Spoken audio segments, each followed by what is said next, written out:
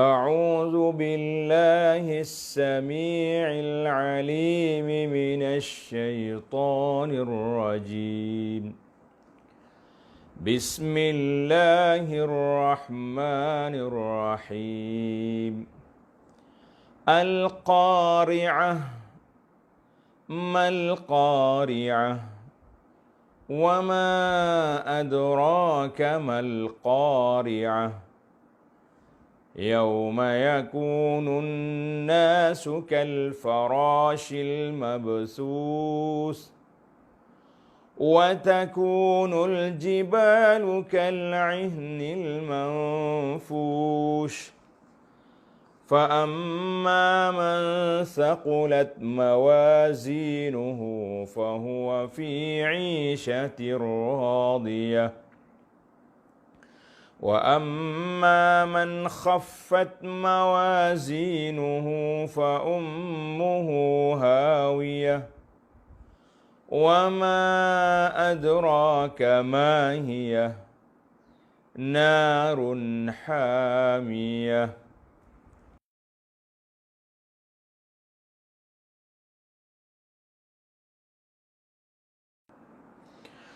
Dalam ayat ini Allah Taala sebut al-farash, kal-farashi, macam al-farash. Al-farash di kata sini seperti kelkat yang berkeliaran.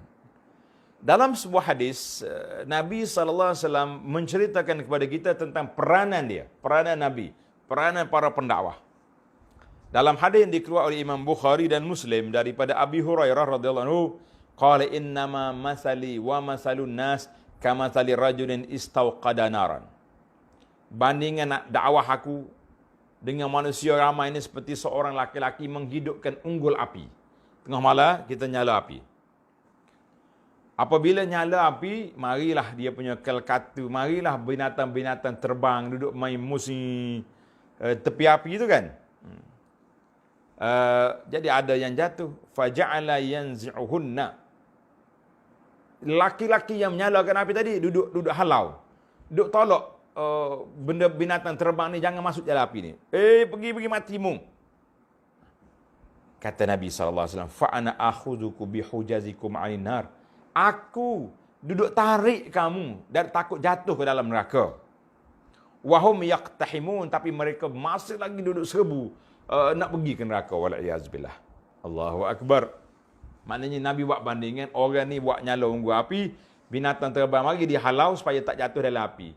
Bandingan Nabi SAW, Nabi beritahu, ya ummati, wahai umat aku, ini yang baik, ini yang buruk.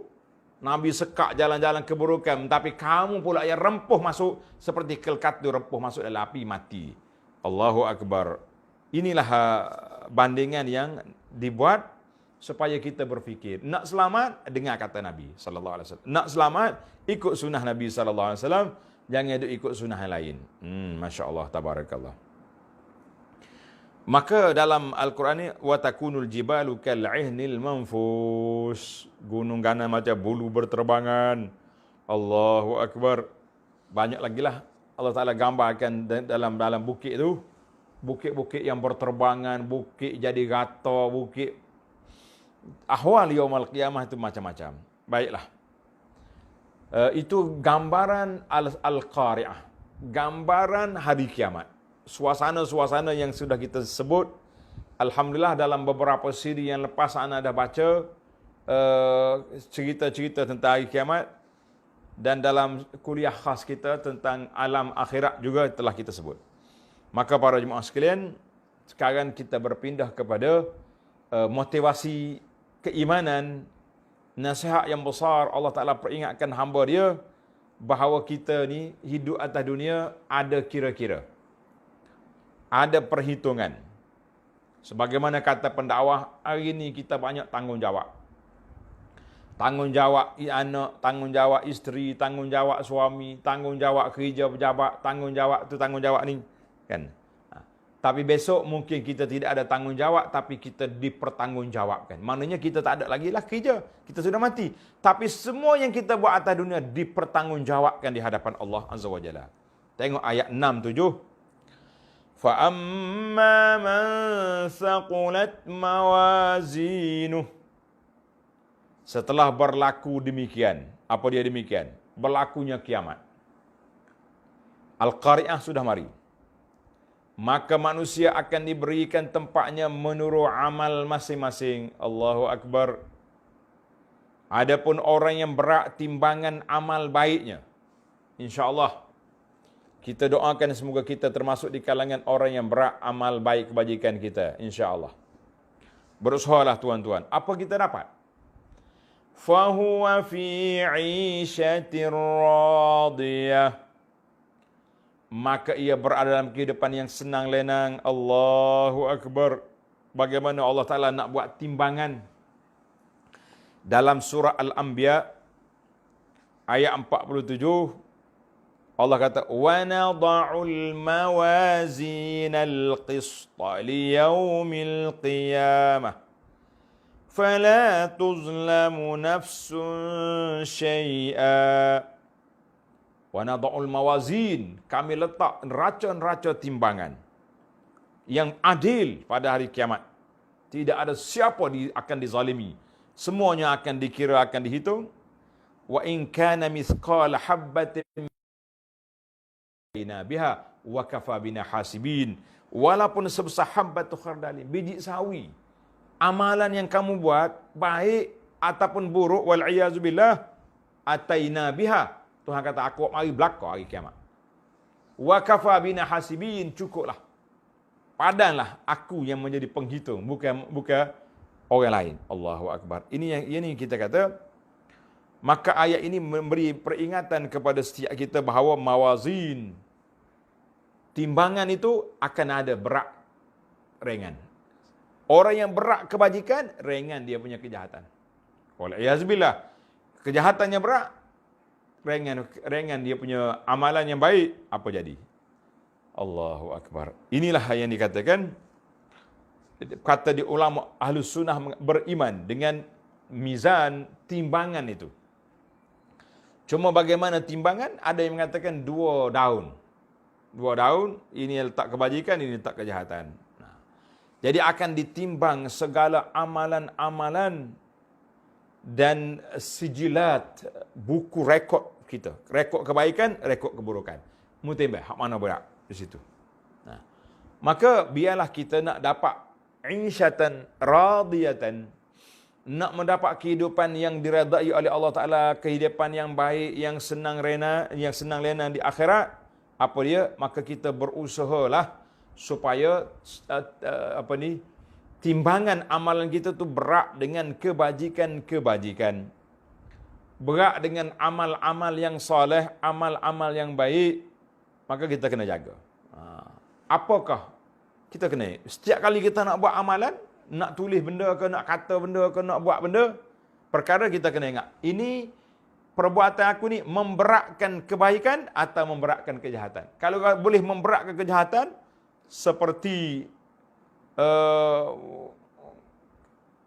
duduk mengumpat orang, duduk keji orang, duduk qila wa qala, duduk bawa benda-benda palsu, sakit hati kepada orang, kita kata ini memberatkan kejahatan, tinggalkan.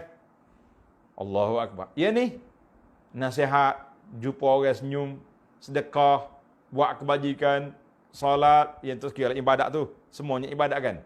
Solatnya, baca Qurannya, puasa, memberatkan, ya Allah, kita buat dengan baik. Sekarang ini kita kena mikir. Seringkali saya anak ulang kata-kata hikmah, suratan amalan yang kita nak baca di akhirat, kitalah penulisnya. Suratan amalan yang kita nak baca di hadapan Allah di akhirat, kita sekarang duduk tulis. Mau tulis apa? Pergi baca apa.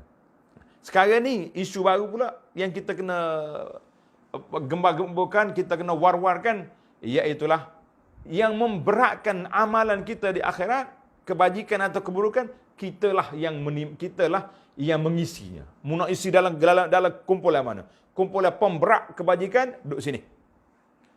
Nak isi dalam kumpulan yang memberatkan kejahatan, letak sini. Na'udzubillah. Kita minta berlindung dengan Allah SWT daripada beratnya yang sebelah lagi, yang jahat tu. Allahu Akbar. Maka kita dapat kehidupan yang baik di akhirat esok, insya-Allah. Itu dia panggil dalam bahasa sekarang ni orang panggil fiqh al-muwazanah.